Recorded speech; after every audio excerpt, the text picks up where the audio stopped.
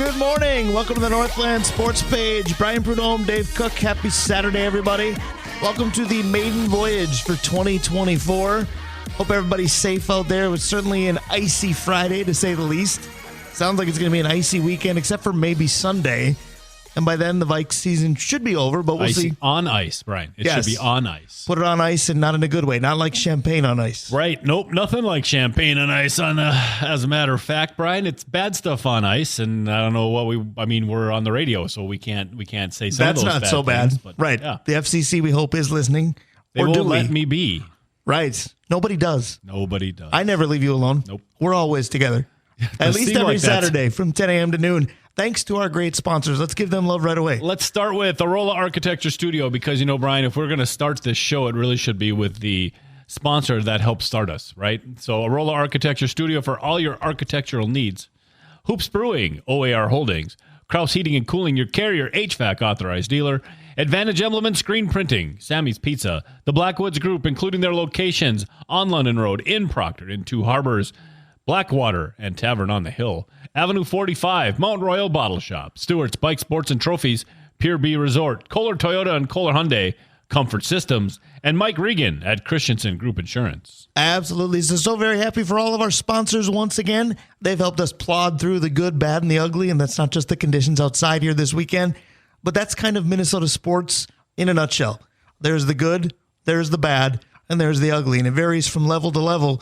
But whenever I reflect on it, we tend to have a good time. Yeah. And I reflect on our sponsors, and I do so with a smile. Actually, we go to we utilize almost all of them. Absolutely. And when we do that, we always have a good time. Exactly. So the key word in my last two phrases was reflect, because for 2 hours today, that's basically all we're going to do. And that's kind of different for us, not to attack the current state of things too much, but reflect on the year that was 23 to open 24. Yeah, a lot of the positive stuff we're going to get a chance to talk about. We've kind of ranked them, Brian. We did mix some positive in there. I'm proud of us for doing that. And it's really a cool list. Like, there's really some positive stuff that happened this year. And, if you're sitting around thinking about it, number one's pretty easy. Right. But the rest of them is kind of fun. Is pretty much related. Those are pretty well entwined. Yeah.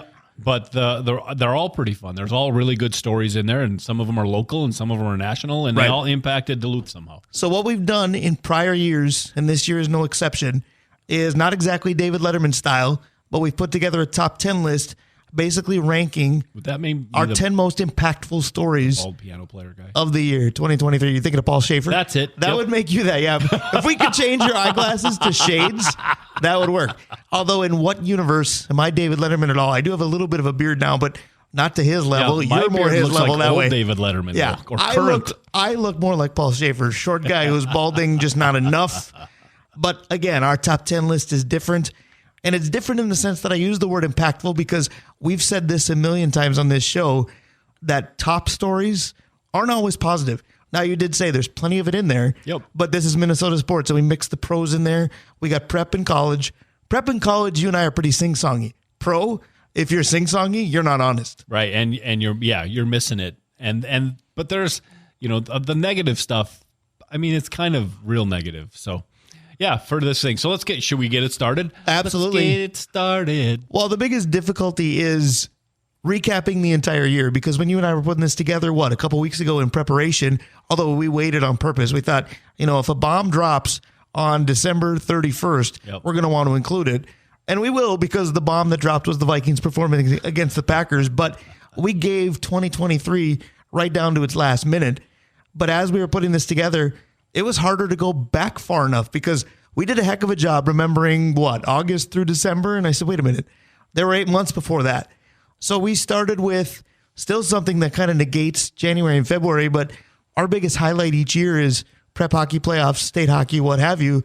And Hermantown, that might have been 10 straight or more, but they check in at number 10. They do. And it's not just Hermantown boys this time. We decided to do Hermantown hockey, inclung the Proctor Hermantown Mirage. Yeah.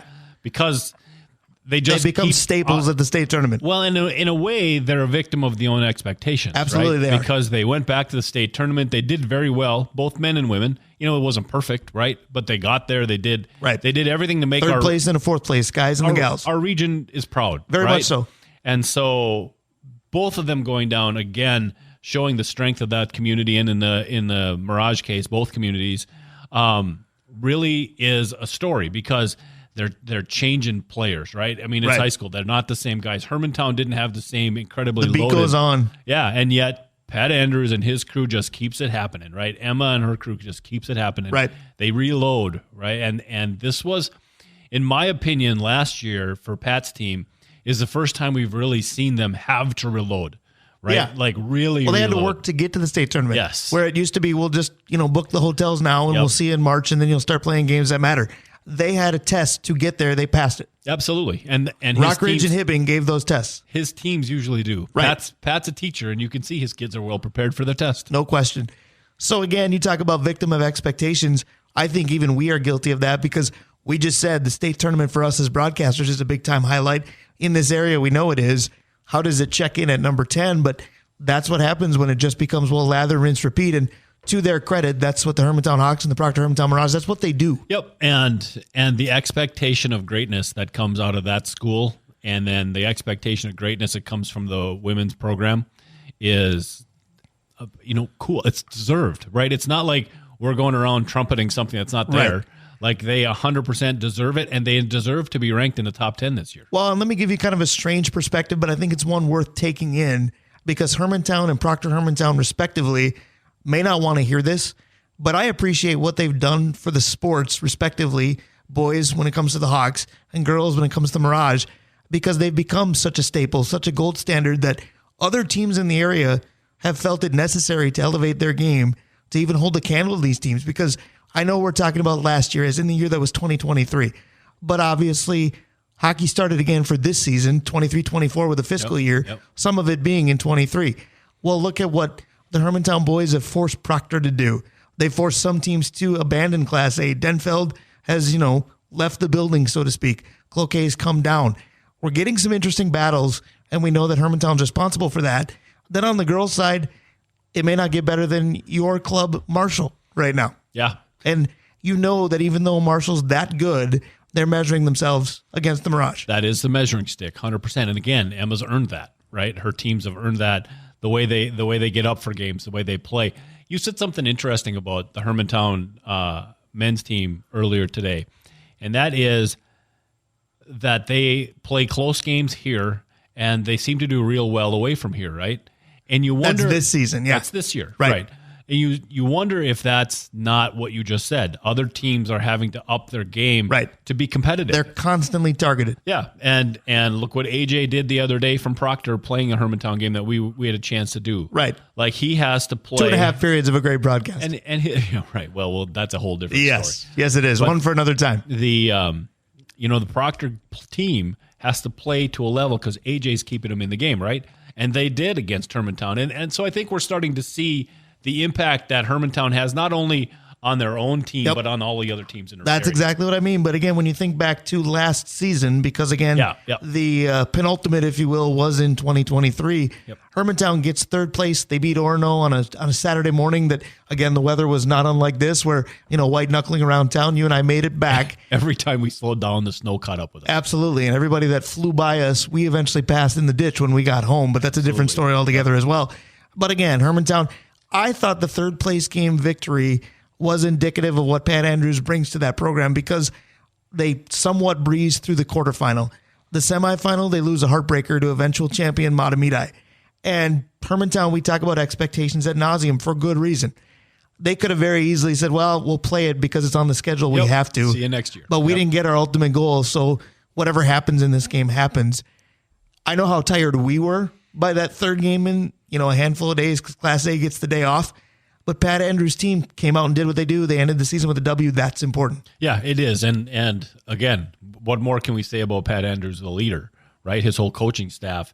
They have their kids not just ready, but they're prepared. Does that make sense? There's a difference there. Right. Prepared means you're more than just there. You're more than just ready for the minute, right? You know you're good because you've done this work ahead of time. You've talked about it, you've focused on it, you've visualized it. And then when you're there, it's not so spooky, right? His kids are always prepared. Absolutely. So again, congratulations to Hermantown and Proctor Hermantown Hockey for checking in at number 10 for the most impactful stories of 2023. And we'll see. I think you're going to be challenged, both of those teams, to make those same memories in 24. But that's a group that's up to the challenge. Yeah, really put that out there. You just gave We gave them both bulletin board material. Emma and Pat now have bulletin board material. And two coaches that didn't need it, but will take it wholeheartedly. Correct. So the interesting part, though, especially with Pat Andrews, is he's got some kids on his team that play some other sports in the fall. In particular, I made a comment on Tuesday's broadcast that one of the more greedy forwards for Pat Andrews this year is Bodie Medill. Bodie Medill is the kicker on the Hermantown football team. Now, usually in high school football, you think, that's a kicker. I haven't seen an impact like that in some time. Well, that's because a lot of teams don't have one or don't have a good one. The teams that do stick out. Duluth Denfeld had a heck of a season, too. You and I talked about how early in the season they had an injured kicker, got him back. That made a difference. Why am I bringing up Denfeld and Hermantown? Because they check in at number 9 with their football rivalry. You could say it was renewed, but I think this is mostly new. Yes, because it is mostly new. The 2 games that they played in basically consecutive weeks. Now, Hermantown had to beat Rockridge to get to the rematch, and Hermantown won the rematch. But the 2 games that we had in what turned out to be about 3 weeks were the 2 best probably of the year, and they look nothing like the other. No, nothing alike at all. And this really starts where we talk about some of the things that surprised us a little bit too. Right. Because at no point did we think, by the end of the year, Denfeld's going to be beating Hermantown and into the playoffs. Right. Right. And that's exactly what they did. Exactly what they MEA did. week was memorable. Eric Lofald has started to really turn the boat that is Denfeld football into what we've always thought they should be. Just couldn't get away from a boat reference, could you? Nope. Somebody's got to row it well. Yes. Spoiler alert, we'll talk about them a little later too. He has turned the program so now they can expect some success, and they have the running backs. They had the running backs this year to play exactly the way they wanted to, and it shows what kind of team that Hermantown has as well.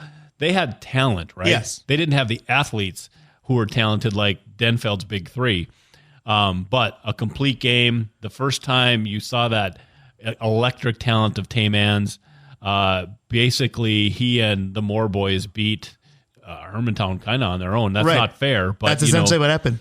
And then the second game, they sure tried to do it again. Well, and it was completely different where game 1 was a shootout. It was, whoever has the ball last just might win this. Didn't turn out that way because I think Hermantown stalled out with, 10 seconds left or whatever it was.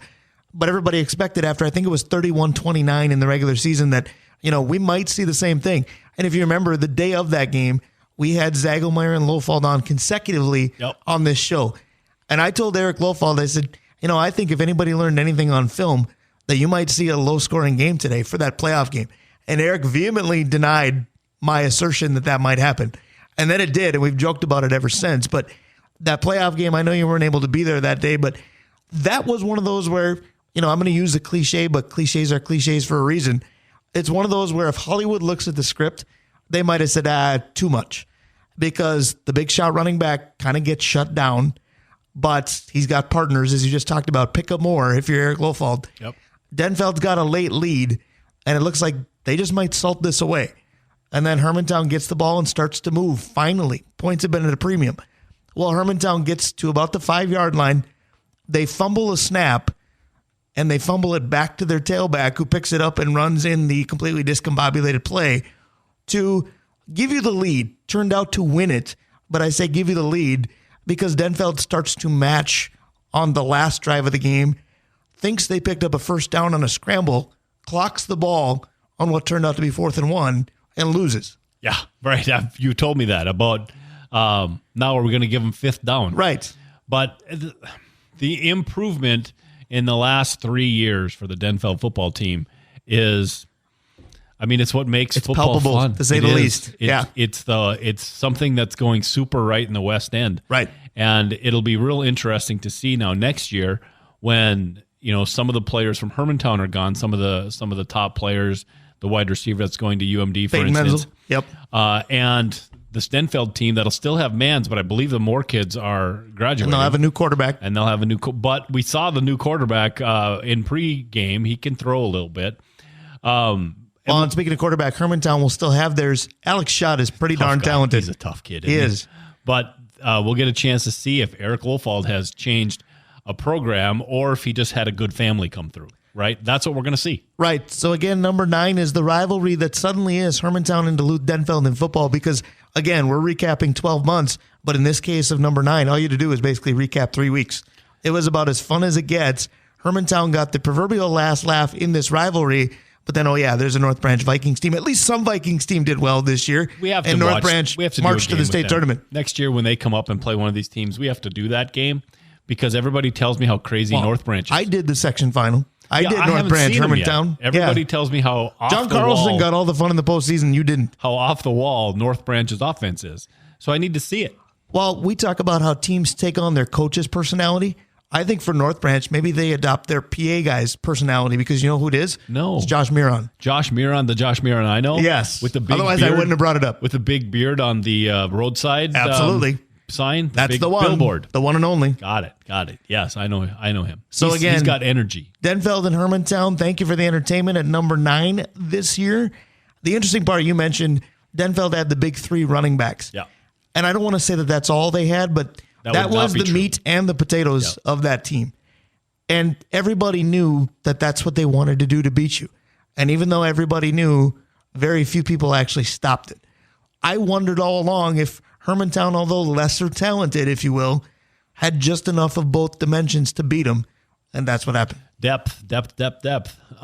Here's the one last thing that I want to say. Okay, if you're listening to us next fall, when the weather's starting to change a little bit and it's a Friday and you're bored, I want you to find a Duluth-Denfeld game, and I want you to go watch Taymans because he's the next college running back coming out of Duluth. I've got a quiz for you. Yes. If you tell people to find a Duluth-Denfeld game and you have to tell them the name of the stadium that you have to go to, what would you say? The big one next to Denfeld High School.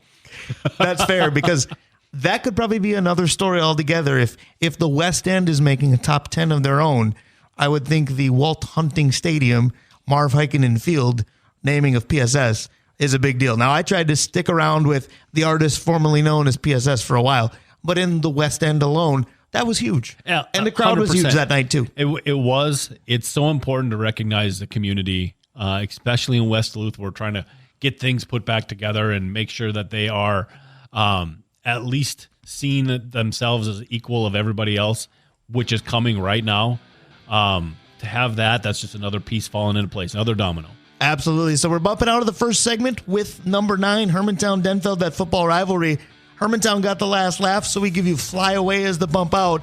But if we're going to talk high school football to kind of close this segment, I think we got to mention Coy Parrish and what Esko did as well. Absolutely. Coy Parrish has stayed home, which is the important part to me, but Esko football's been so good over the last couple of years. He's a big reason why. But Coy is headed to the Gophers. I'm not being coy when I tell you they may come up a little bit later in our top 10 countdown of 2023. Brian Prudhomme, Dave Cook, happy Saturday morning. We're doing the top 10. Stick around. When we come back, we're going to do this 2 by 2. If you count the number of segments, you're going to go, wait a minute, that doesn't add up. Well, when we come back, we're going to do numbers 8 and 7. Stick around. That song is called Winner. We hope you've got a winner back here on the Northland Sports page. Brian Prudhomme, Dave Cook. We are doing our top 10 stories of 2023 for our maiden voyage here in 2024. And a song called Winner, we just wanted Minnesota sports fans to be able to hear that because every once in a while they should, but too often they don't get to. Ain't that the truth, Brian? And it's been a while, since we had a team that jumped up and did something that nobody expected and won the whole thing. And we're going to talk about a few more as today goes on. But this one is a little nearer and dearer to my heart, right? Yes. I remember when St. Scholastica went into the MIAC, and I was listening to Patrick as a Royce. School. Yes. Listening to one of my favorite people listen to, Patrick Royce, and he got all over the MIAC for including this dumb little school in Duluth that has no business, blah, blah, blah, blah, blah, blah, blah, blah, blah. You just described a lot of Pat Royce's tweets to me. When I see them, all I read is blah, blah, blah, blah, blah, blah, blah, blah. Right. Well, I'm old and angry, blah, blah, blah, blah, blah. Year, the St. Scholastica men's hockey team just went out and won the MIAC. Not only did they win the MIAC, they won the Offensive Player of the Year. They had the Defensive Player of the Year. They had 3 guys in the top 5 of the first team, all MIAC team. They had guys in the second team, all MIAC team. They had the Coach of the Year. They had one of the best offenses in college hockey. They're doing it again this year. They're the number 2 ranked team in the country. But last year they made the step. They made the step from going from just a team to a team that people had to respect. and did it with a lot of local kids. Right. We have a bunch of players from Duluth East. We had some kids from Grand Rapids, and then a lot of people from Canada. And in fact, the Ledenkoffs are from the Ukraine. So we have people from all over coming here. Our head coach is an alum, right? So it's all these pieces that come to make a storybook year. So when you face teams that people have talked about here in Division III, and you're facing St. John's, you're facing Bethel, and you're facing these teams that everybody says, well, you don't have any business being on the ice with them.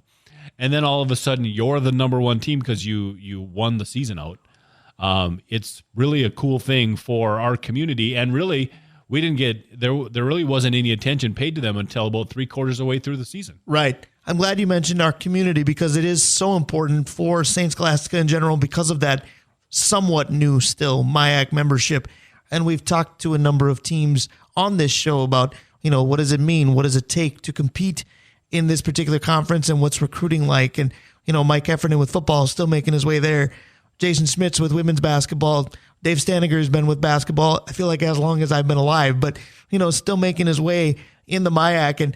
And somebody had to lead. And there were a couple different programs that you thought would be the prime candidates to do that. Saints baseball has always been pretty darn good. And men's hockey's been quietly good, but I only say quietly because of what else is in this community. Yeah. Now, this is not a shot at UMD. Division I is Division I. Yep. We all pay very close attention to it for good reason. They've got natties that are still pretty recent. UMD is a huge deal, and it's overshadowed St. Scholastica and to some extent UWS for years, but people haven't noticed because whatever was in the shadow wasn't doing as much.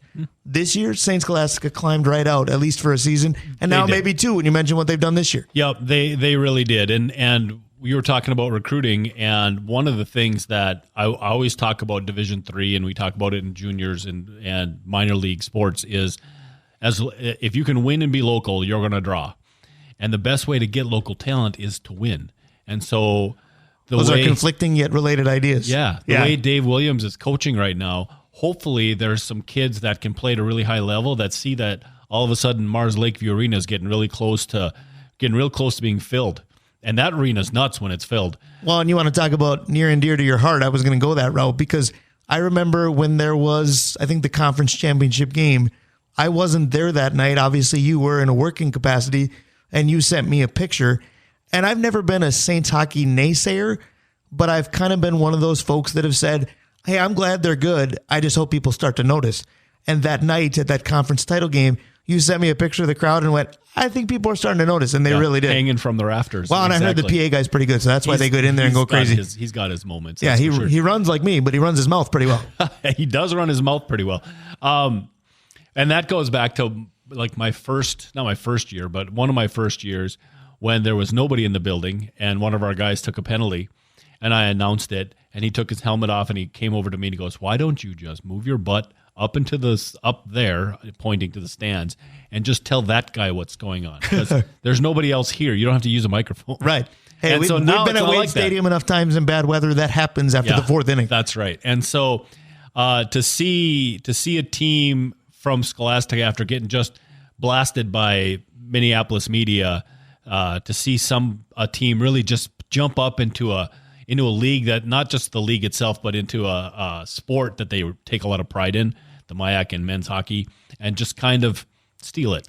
Felt pretty darn good, Brian. Well, and that's the big thing, too, because there are sports, and plenty of them, that St. Scholastica succeeds in, even since moving to the MIAC. Yes. But just as I've called things on this show, the four major sports, we know the level of attention that gets paid to some versus another. No disrespect to soccer at St. Scholastica. It is awesome. Track and field. Cross country, they're producing All-Americans. Yep. All kinds of good things are happening at the College of St. Scholastica, and we know it because we're immersed in a lot of it. But if you are a casual, we like to use that word a lot on this show. If you are a casual and need your attention drawn into something, St. Scholastica men's hockey is starting to give you plenty of reasons to do that. They really are. And if you like offensive hockey, like if you like Fire Wagon and Fire Wagon hockey, it's a place to come. Come watch a game the rest of this year, but we're celebrating last year when they went and jumped on the MIAC. Absolutely. So the Saints winning the MIAC in men's hockey, some would say for Dave Cook, that's like winning a Super Bowl or at least some kind of bowl, because That checks in at number 8 on our top 10, but it segues beautifully because that's what I do here. Yes. It segues beautifully into number 7. And we said on this top 10 list, we're going to talk some positive, some negative, because we just have to be honest about what the sports world in Minnesota was like. We are about to do in 2023. We're about to do both, I think, with this topic. Because number 7 is what, Dave Cook? Because this is, I feel like, we do a lot of segments and people can decide as they listen, like who really did the research or who did the nitty gritty work behind this segment. This one's basically yours.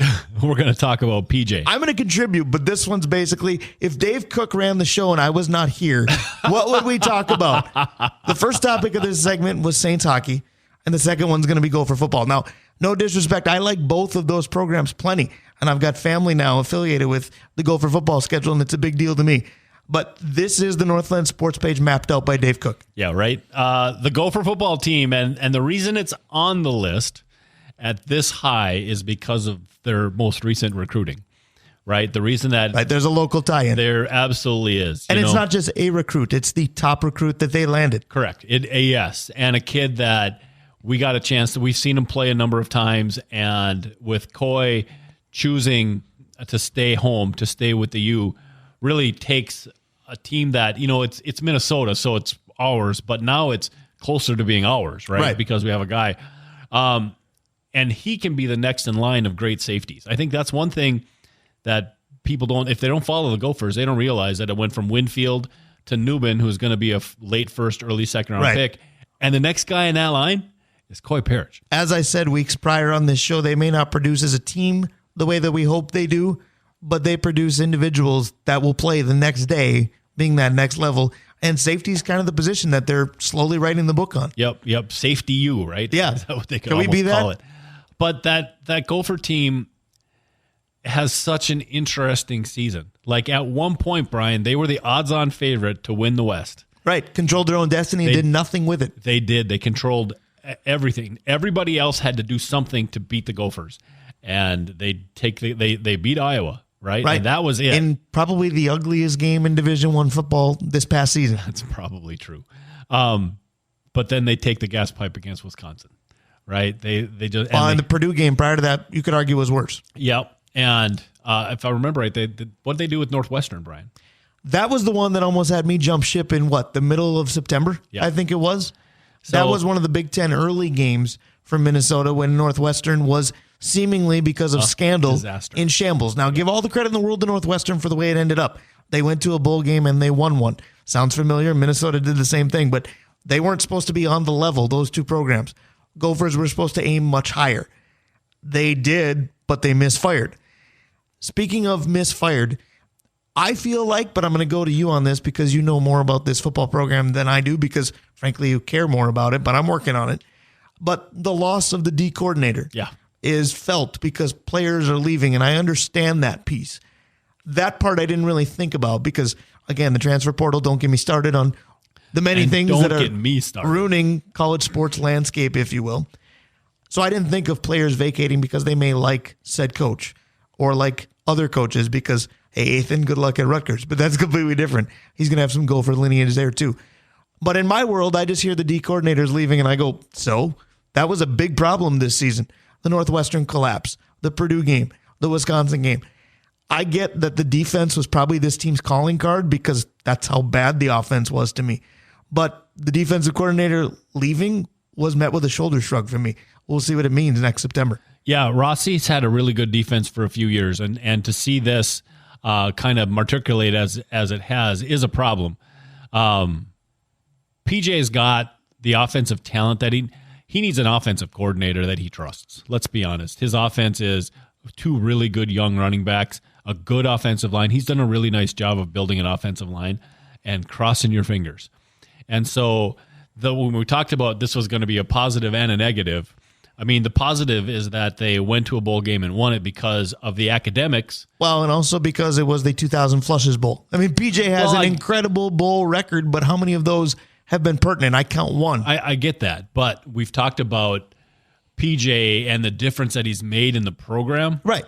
Okay, the reason they even got to the bowl Was something that they never would have been considered for before. ever. Yep. Right. It was that everybody was going to class and they were graduating and they were getting fantastic grades. And that's the $1 million question. And to me, there's no right or wrong answer to this, because you can say, would you want a graduation rate at or near the bottom of your conference or even of Division I, but would you want to be playing Monday night instead of playing on December 26th in Detroit? Or would you want really good kids? And that's not really a question for you or I to answer. It might be something coaches should answer. It might be something ADs should answer. But again, I'm not sure there's a correct answer. No, I agree with you. I think it also matters where your programs come from. Right. Like, I don't think Michigan would I think ever. PJ's got away with that for a while now. How much longer? I agree with that. I think at some point, PJ needs to become more like Dabo Swinney and just be the CEO of the team, do the recruiting, do the hype, and get offensive and defensive coordinator that you trust to do their job. Right. And that's the next. That's got to be the next step. So it's that PJ can't get out of his own way. It's that I guess that's a good way of saying it. And so this Gopher program, adding really good players, adding really good local players, however, and playing in a fantastic stadium, by the way, which we'll get to Which later. we went to, yeah.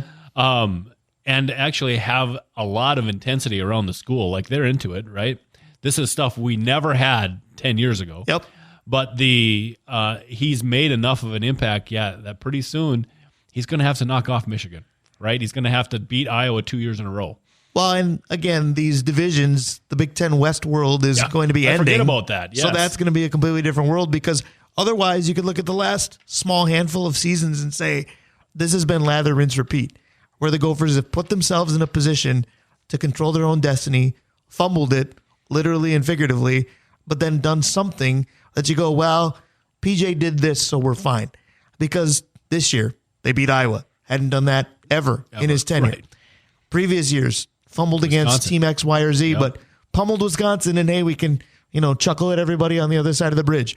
Or something went awry, like a Bowling Green game, but hey, we got to a bowl and they won again. They don't lose bowl games, but if you're paying attention to what bowl they're in, nobody cares. Yeah. Yep. So it's a program that is at one point stable, Right. because stable can be a little over 500. Right. And sometimes they reach and sometimes they fail a little bit. Well, and again, this season they make the bowl because of the academic stipulation, and they win the bowl, and they still don't have a 500 record. Correct. So at the end of the day, we have a program that we're going to know more about next year because of the local tie. People will be paying much more attention to it.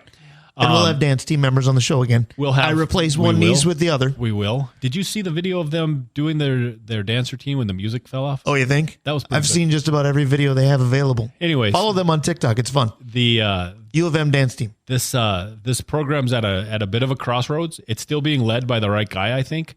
But you're right. There has to start being some movement now. Well, because the question continues to be, and whenever I bring this up, people go, well, you're the get off my lawn guy that doesn't like PJ. False. I like PJ just fine. I don't mind the shtick anymore because you just get used to it. It's also, at this point, it's not a shtick, right? It's just the guy. Right. I don't answer every question with the word elite, and maybe he wouldn't want me around because I don't do that. And I can eye roll it, but whatever. That's what he does. You just got to move on. Yeah. But I do say at some point, when does it stop becoming PJ is the best we've had in a long time, and realize that's not necessarily high praise anymore. That's an indictment on where we were. Yes. Leave that behind. I used the word elevate before. Hermantown Hockey did that to other programs. Minnesota needs to do that to itself. I think you're right about that, Brian. I think that in my case, where I was a Gopher fan, even when they were getting just destroyed, both on the field with before Lou Holtz, and then off the field with everybody seemingly since Lou Holtz, to have some stability off the field where you've got talented and good young men and developing, right?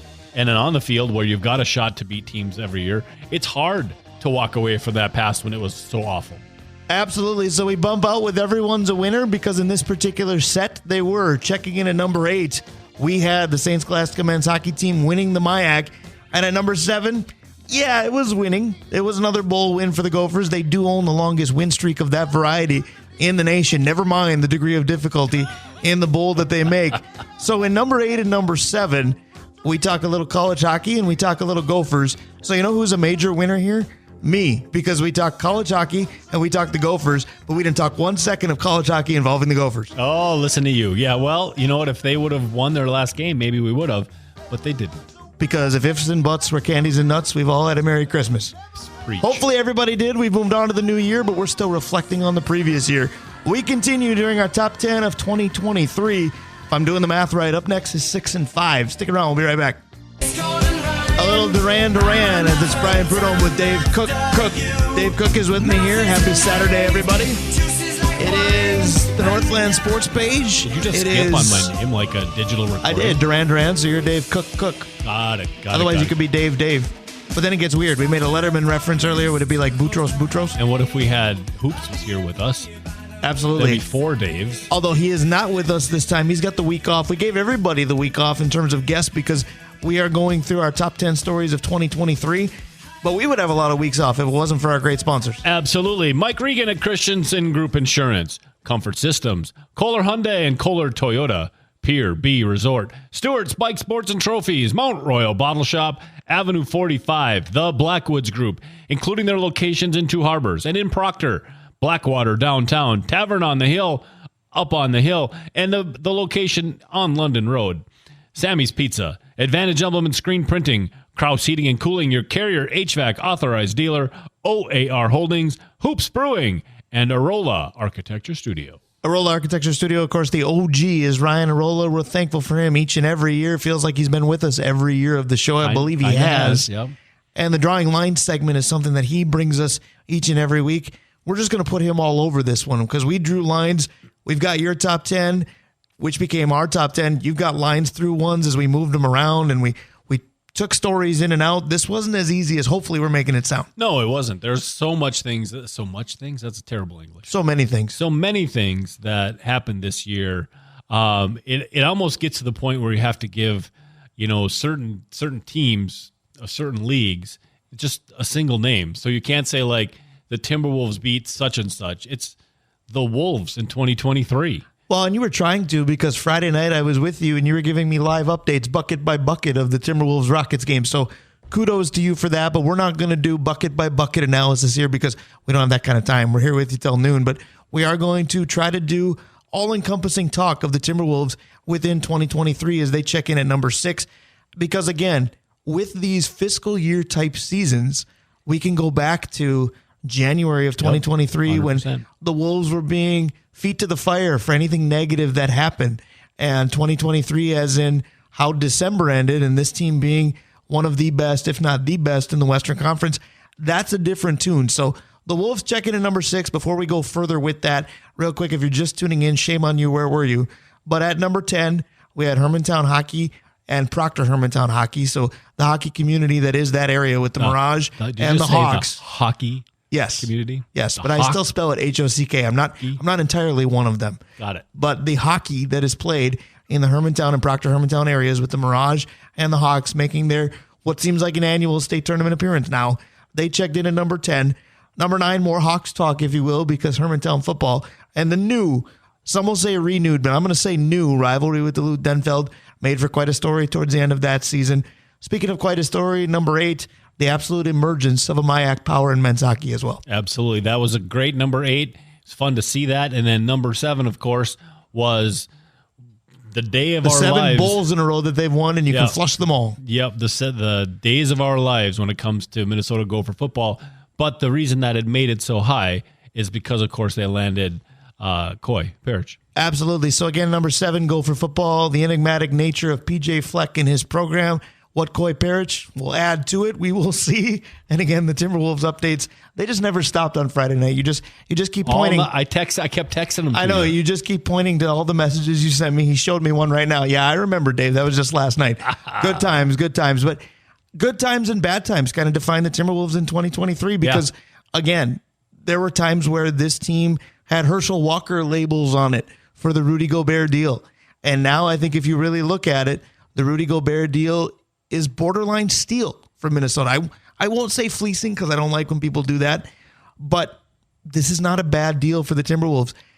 They told us all, they being the brass of the Minnesota Timberwolves, that they have a plan of how to play with this many bigs and they just didn't get a chance to execute it because Karl Anthony Towns, for the better part of last season, was not available. And now this season has been, for the most part, and it has gone very well.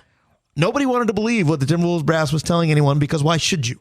Right. They haven't earned anything. Reputationally, Right. This is the worst franchise in Minnesota, one of the worst, arguably, in all of sports. But turning the proverbial corner, because, again, even when we talk about the bad for this team early in 2023, this is still a team that made a playoff appearance again, albeit a brief one. That's better than anybody who's a seasoned Timberwolves fan would have expected in other years, too. Well, and if you think about it, we just got done talking about the Gopher football program and why I haven't given up on PJ Fleck because it was so bad. Like, Chris Finch is earning that same sort of the ability to be above average and not get crucified because he's not all of a sudden, Superman, right? Because he's had such a morbid franchise that now that he's getting them to where we all hope they'll be, and now we're watching him with bated breath, right? Hoping that this isn't just a mirage. Like if Finch can lead that team of talent to where they could be, goodness gracious, he could be the coach forever. Well, because the interesting piece to me is the fact that brand new fans to this bandwagon are kind of proclaiming Chris Finch to be Zeus, to be the Messiah. And those of us that have been around when times were much, much worse could say, yeah, look at the record, it's phenomenal. But look at the roster, it's much better as well. Oh, yeah. Because I still have a difficult time, even though on the wins list, it's Flip and it's Finch. I have a hard time, even though I know it's true now, because you just can't come up with a stat where it isn't. I have a hard time saying those are the two best coaches in Timberwolves history, because I still look at Chris Finch as, you just got here. But I think for this state and for portions of now a developing fan base, a lot of fans just got here too. Oh, that's why this is at number 6. How many times have you in the past year talked to somebody who's not a basketball person and say, come on, seriously. Yeah, just check it out. Stop and just check it out. Yep. I'll tell you what, actually, earlier this week, because 2024, from a pro sports perspective, has gotten off to a bit of a depressing start. The way the Wild and Wolves, and let's just forget about how the Vikings left 2023. The ball drop was the least of their worries. They dropped several. But it had gotten off to a bit of a depressing start. So, in fact, earlier this week, I got a text message from someone who doesn't watch a ton of basketball and said, picked a bad night to start watching the Wolves. And lo and behold, I was actually working basketball at Scholastica that night. So that was all I needed to see. I knew they had lost that evening. But the fact that, again, folks that don't watch it suddenly are. Is it bandwagon? Sure. But you're welcome to be part of it. Yeah, absolutely. It's interesting what you said. Now, I just wanted to point out that we've talked a number of times about the Wild, right? And that's one of the things that we're probably not going to talk a lot about. It's an omission this year with good reason. Yes. But we've talked about or because there's no reason. Every coach that they've had has a winning record. Yes. Well, even the vaunted John Torchetti. And we'll see what happens to John Hines. Now, there's 2 Timberwolves coaches that have winning records. Flip and Finch. And again, that sounds like a pub in Boston. Yeah, it does. But I just have a hard time putting them together. Yet when all is said and done, it may not be that hard because Flip was the only one to put this team in the playoffs on the regular. And he also had a big star in Kevin Garnett. Chris Finch is starting to put this team in the playoffs on the regular. He doesn't just have one. No. He has 2, maybe 3. Flip had 2, maybe 3 for one season. Yeah, and he's the other thing that Finch had that Flip didn't is that one. So I shouldn't say he didn't have him. He was a different purpose, though, for Flip. Finch has Conley, who seems to be able to pull the pieces together. Yes. Cassell did that for Flip, but he also was needed to be one of the big 3. Conley's really not one of the big 3. He's like the puppet master, Right. The big 3 is Ant, Cat, and Rudy. Yep. And my mom is going to be upset because I don't understand all those acronyms that you use. Well, the only time that it's actually an acronym is in Cat's case. But you're right. There's a lot of 3-letter magic and 4 for Rudy, but you do have Ant, Cat, and Nas. So here's a discussion that I was asked to have. I mentioned working basketball at Scholastica earlier this week. Here's a discussion that I was asked to have by our good friend Jesse Robinson, who was filling in that night back in his old stomping grounds. They called Here Comes the Legend as soon as he walks in, and a name couldn't be more fitting for a guy like Jesse Robinson. But he immediately came up to me when the games were done. He said, Bri, I know you and Dave had to have at least thought about this. And I said, I think we've had the discussion, but maybe not in detail. Jesse said, I got a coworker who said that this year's Timberwolves team is more talented than the Garnett, Sprewell, Cassell group. Your thoughts? And I kind of froze for a minute. And it sounds preposterous on the surface, And then you look at it and you go, well, when you take the roster from top to bottom, maybe, but I just go for proven over potential because I think there's so much potential on this Wolves roster to be incredibly good. But you don't question, can they take step X, Y, or Z? So if you think about, in my mind while you're talking, I'm putting them head to head, right? So because Conley is a little bit Cassell-ish. But Cassell was better than Conley at that point versus now. And people will say Ant is better than Sprewell, and that's probably true. Spree played small forward. Exactly. So if you put Spree where Jaden plays, I'm taking Sprewell, but not by much. One plays really well at one end, one plays really well at the other. It's a draw, I think, that end. So, and the center, I mean, Rudy's going to be better than... The center would be why, to me, maybe this year's team wins, because Rudy's much better than the Candyman. So are you and I. Yeah. The Garnett... At playing center. Garnett-Cat's crazy. See, to me, it's not very close. I think that... No, it's a different game now, though, but it's not very close. I'm not saying that Cat wins. I'm just thinking how the volatility of that little expose... The problem here is Ant. Peeler's not... He doesn't have a chance. Well, and you got... Ant's going to dominate. You got Zerbiak, in there somewhere. Who do you have that plays that role on this team? Slow-mo, I'm taking Wally. Yeah, no, that's but the biggest thing... Okay. But the biggest thing for me is... And this was the discussion that I had. I can see where potentially, or pure athleticism, and I'm not talking basketball IQ, I'm talking athletes who happen to play basketball. Maybe you take this year's team, but you question, do they get to that next level in a number of ways? With the Sprewell, Cassell, Garnett team, you don't question that. They'd already done it. Yeah. Proven players versus potential players. It's too early. This is a cop-out answer, but I think it's true. It's too early to have this discussion. Well, the fact that we're even able to entertain it is part of the why the Wolves are at 6. Yes. The other part is the professional. Those three were professionals. Maturity. Now, Chris Finch said how many times we don't have it. Yeah, Conley offers it. Rudy to a point. But Conley's at the level of professionalism that those three were at. Right? But he's kind of the only one. I think what it reminds me of more so is this type of team would have been cool if the Timberwolves would have had something similar the first year they made the playoffs. Because the first year they made it, they had Marbury, Gugliotta, and Garnett. Baby Garnett. You didn't have a leader in any of those three. Now, Ant is the statistical leader on this year's team, but Mike Conley is the leader. Yes. If you would have had that on some of those other one-and-dones that Flip had, completely different. I agree with you. And the other, frankly, Timberwolves team that would be fun to throw in here is Adelman's team. Yes. Right? If everybody wasn't the infirmary, they would have been great. Right. If they would have had a guy like Conley to keep them going, right, in lieu of all this crap that was going on at that point, they might have been that too. Right. But again, the cool part of this whole thing is earlier in this year of 2023, this team was being crucified for pulling off NBA's version of Herschel Walker, which I didn't agree, and I jumped all over people who tried to put it there. And I said, you're just not ready for this. You're not watching it close enough. Part of it was I really like Rudy Gobert, and that hasn't changed. I was super disappointed, but I didn't think it was awful. I thought getting rid of Vanderbilt, I liked Vando. Well, and I think we watched Walker Kessler do great things and said, yep, didn't need him. We Dan Barrero'd that to death. Yep. But speaking of that, the fact that we had this conversation has been fun because instead of this team now being the one that everybody's really looking forward to following in what could be a tough 2024 in Minnesota pro sports, this seemed to be the franchise that you thought might go and die and nobody would notice. Yeah. Yep. And instead it's become what could be the bright shining star. And truthfully, the positivity, we're about to leave the positivity for a couple minutes here. Right. We talked about Chris Finch suddenly establishing himself as one of the best coaches in a team's history, and there isn't a lot of history to really surpass.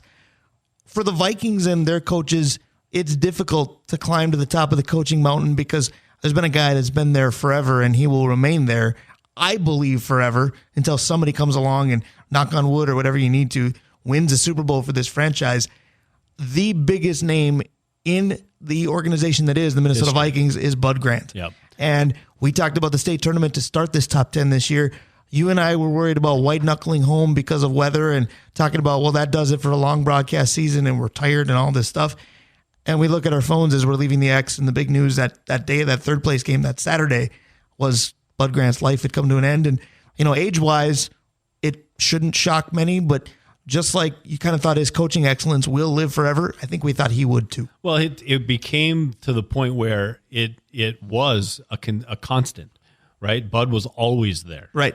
And even when he was, older and not really involved, that Bud was always there, right? And he and his buddy Sid Hartman, they were always around forever, right? And then one turned 100 and died, and the other one did the same thing.